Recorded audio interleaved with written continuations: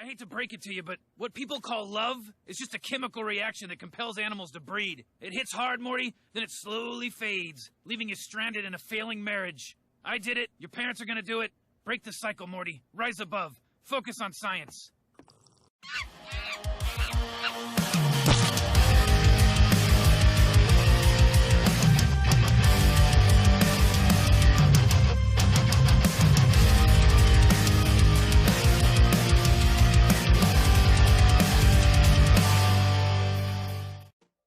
Hey everyone, welcome back to the Enemies of Man series. This is going to be the last installment. Not the last video, there may be a follow-up video after this.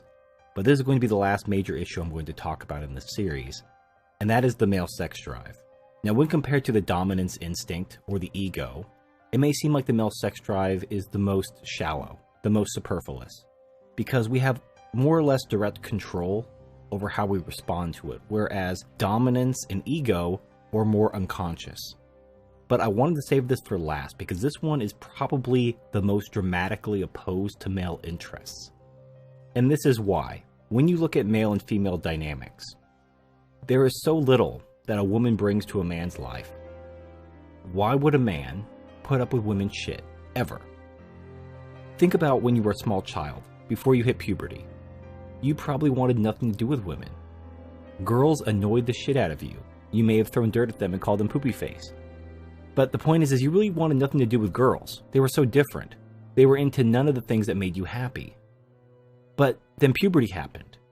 You started having all these hormones flood your brain, and all of a sudden you're bathing in Axe body spray and trying to get laid. And this is the point.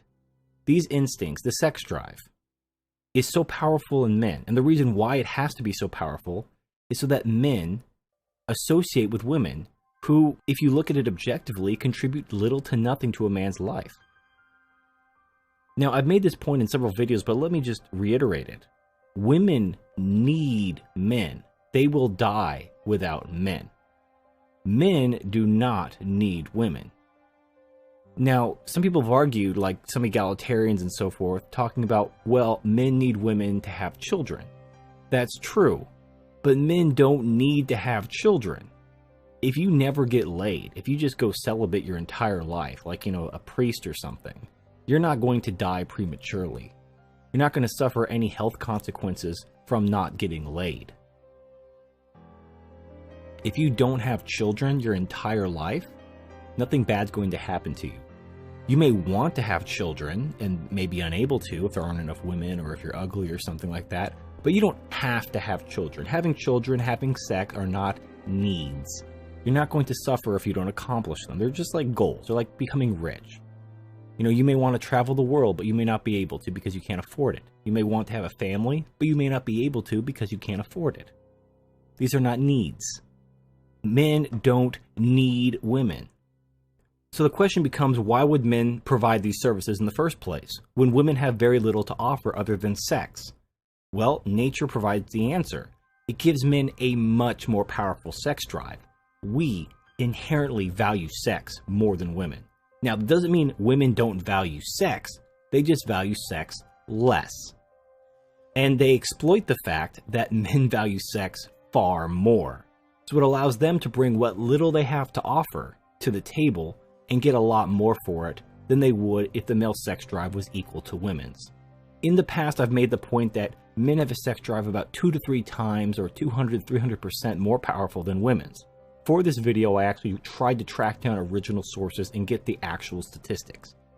Now, the original sources are behind paywalls or they're from books and stuff like that, but the secondary sources I'm going to be linking to are going to have quotes and references from the original sources, so they will be in the references.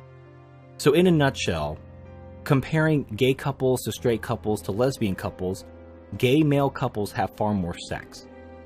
Straight male couples are kind of in the middle, and lesbians have the least amount of sex. In fact, the term for this is called lesbian bed death. And the reason why it's called that is because lesbians just don't have that much sex.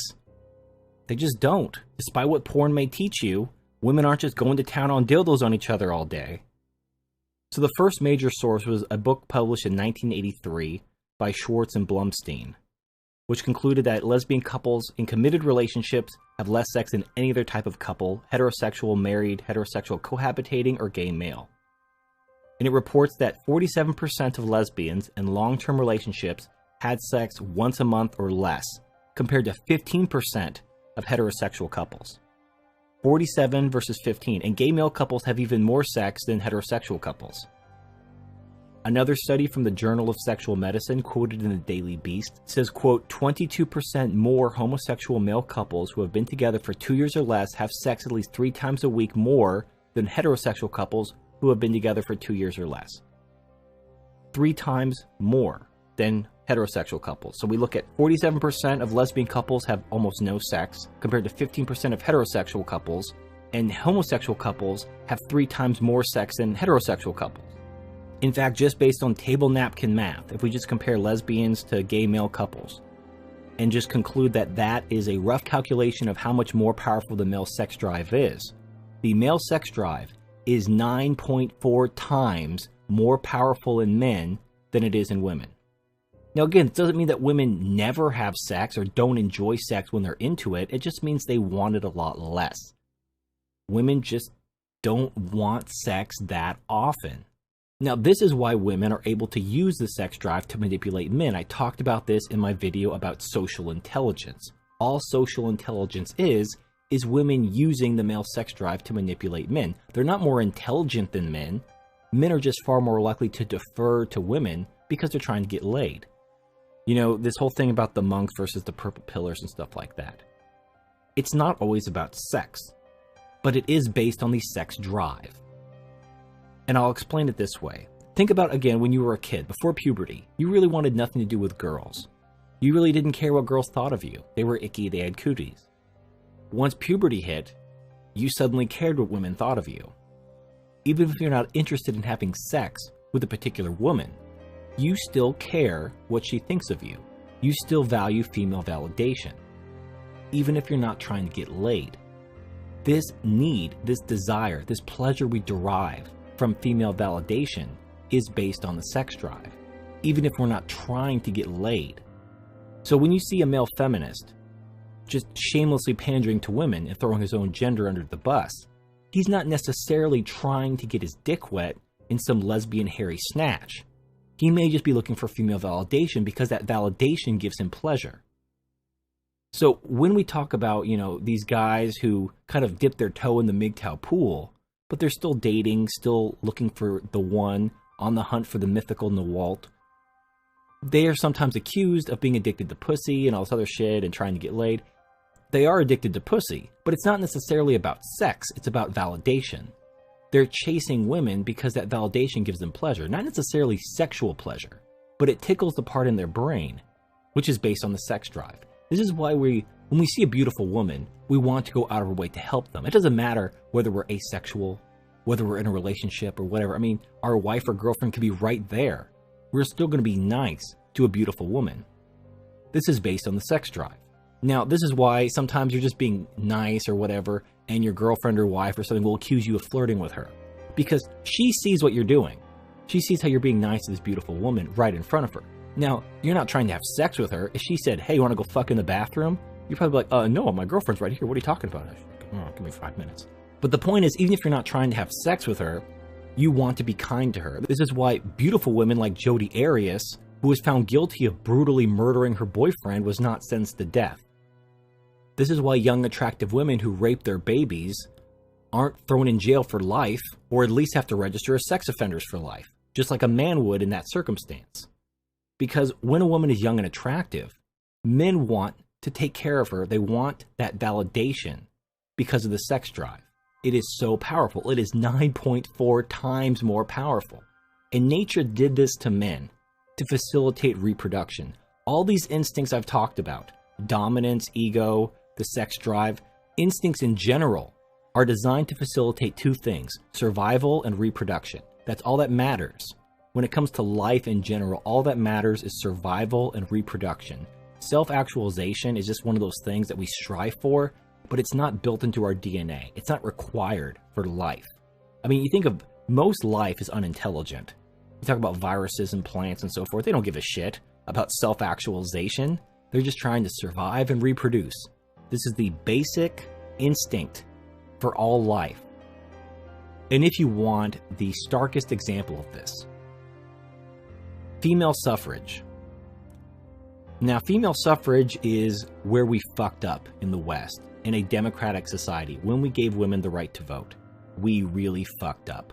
Because women are going to be more or less 50% of any population. It's just kind of how things shake out in nature. And when you give women the right to vote in a democratic society, they now have half the voting pool. And because they value security more than freedom, because they have an own group bias, and they're hypergamous, you guarantee yourself a massive government, which is going to seize wealth and have all this welfare redistribution, all this other bullshit. Now, that may be good if you favor that kind of government, but your freedom is going to be forfeit in that government. And the worst part is, once you give women the right to vote, you can never take it back. You can't like, oh, we fucked up, let's have another vote and take your votes away. The women will be like, no, I don't want my vote taken away. I vote for keeping my vote, thank you very much. And it's over. Now, why in the late 1800s, early 1900s, did men give women the right to vote? Surely they were being manipulated by Marxist and Jewish bankers and lesbian feminists and all this other stuff, right? They couldn't possibly have just done this of their own free will based on their sex drive, right? Well, the push for women's equality, for female suffrage, where we really screwed the pooch in Western civilization, started in Wyoming in 1869. Kind of ironic that it ends in 69, but it'll help you remember the date. So in Wyoming in 1869, Wyoming was the first state to give women the right to vote. Now, why did they give women the right to vote? Why Wyoming? Wyoming isn't particularly progressive. So here's an article from history.com, which talks about this historical day. The article says, quote, in Wyoming, some men were also motivated by sheer loneliness. In 1869, the territory had over 6,000 adult males and only 1,000 females. And area men hoped women would be more likely to settle in the rugged and isolated country if they were granted the right to vote, unquote. And that's how the snowball, which would eventually destroy Western civilization, started. Because thirsty men wanted to get laid. They weren't being manipulated by Marxist or lesbian feminists. They were just thirsty. And in their thirst, they destroyed the civilization that they built. Now, and this shouldn't be a shock. I mean, think about all the times your dick got you into trouble. When you were, quote, thinking with your dick. When you were making poor decisions based on your dick. The women you got into relationships with.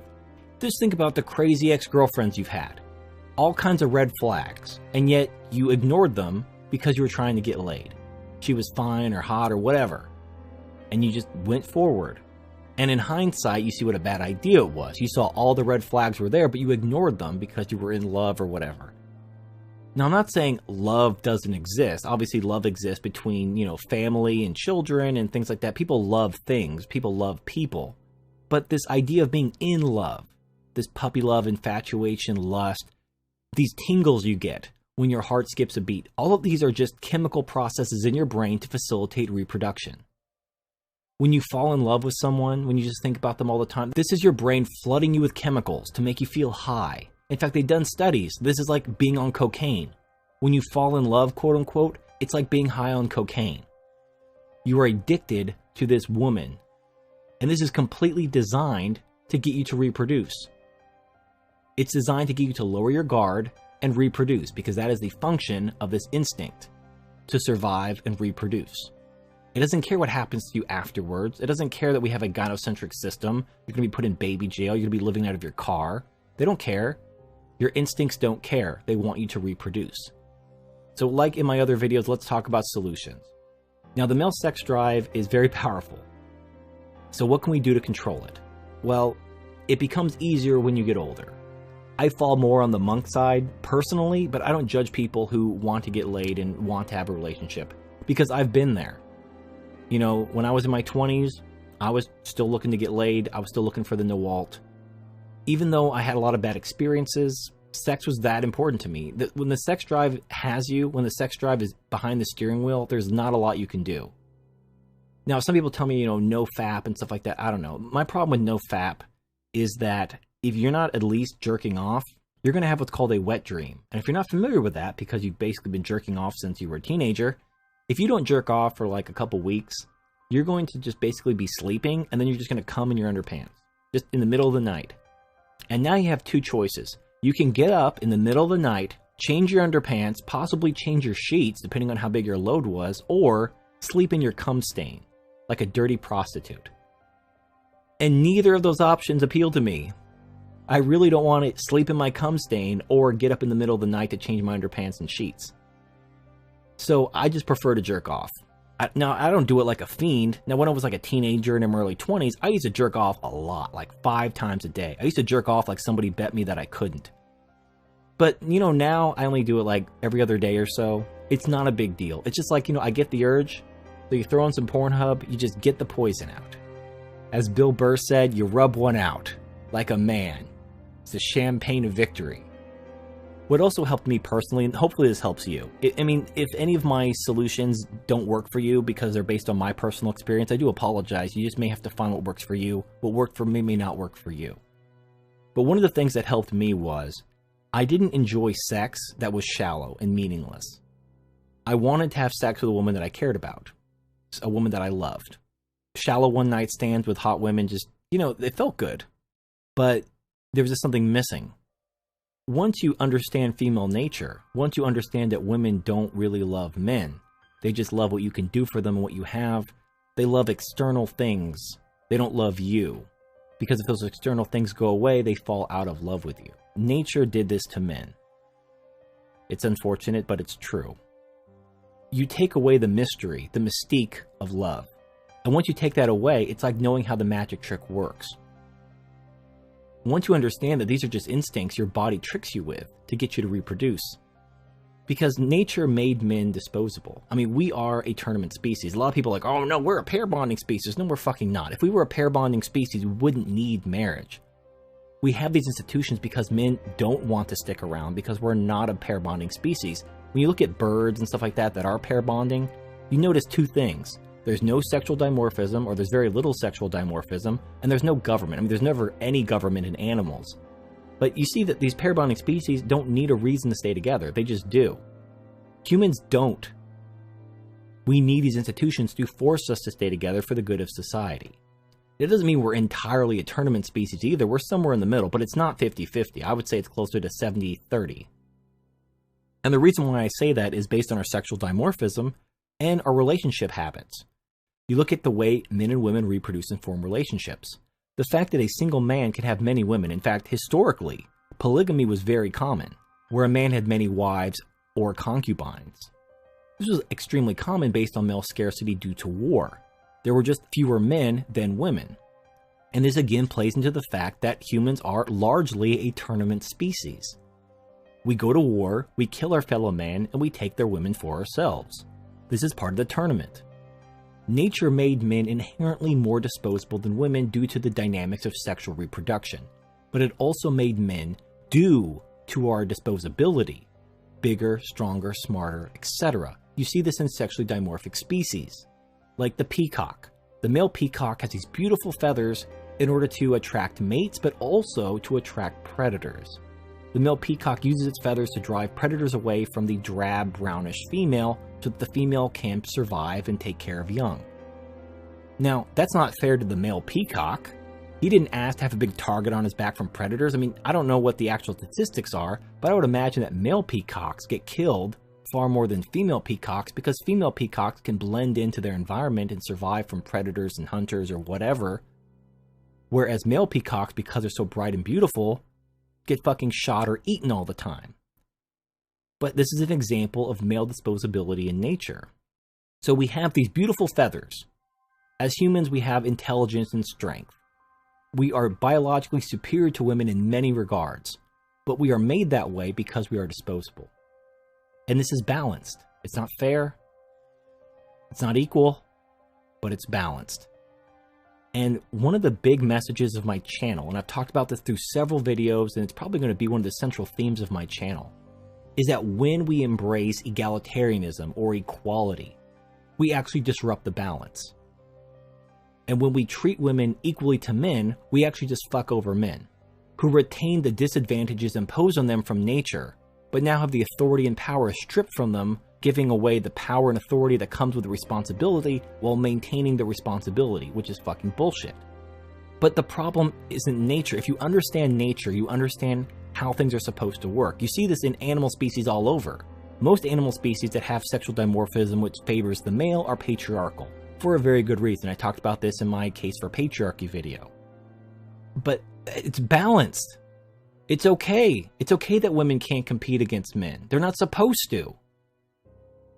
Now, I don't think on a broad scale, men are ever going to just control their sex drive to the point where they will actually be able to take back society, as it were. I mean, just like in Wyoming, you're going to have these thirsty men who are going to throw their lot behind women in order to get laid, or at least for female validation, to be patted on the head and told they're a good man. That's just going to be there. The solution ultimately is to basically get rid of the need for women entirely, to use artificial wombs or cloning or something like that to make sure that men can reproduce without women. So women no longer have the monopoly on who gets to have babies or not. Because not everybody wants babies in the first place, but whatever. The point is right now women have a monopoly on who has a baby. And this heavily favors them, this monopoly. So we've covered a lot in this video. I know I've ranted and gone on a few side tangents. But the male sex drive is extremely important. Understanding it is important. Controlling it is even more important. And if you are addicted to women, you need to be aware of the dangers you're in. Now, just like anyone with an addiction, if you watch like any of these intervention shows, people's like, oh, I can stop at any time. Blah, blah, blah, blah, blah. And then they fuck themselves over and make really poor decisions. And this is why, channels like Messenger Rising warn men to be wise, not make these bad decisions. And if you still choose to date, if you still choose to hunt the mythical Nwalt, I wish you all the luck. I hope you find the Nwalt someday. I don't think she's out there, but I wish you all the best. But be wise, take care of yourself, and be careful. So, this is Turd Flinging Monkey. Thank you for watching, and I'll see you next time.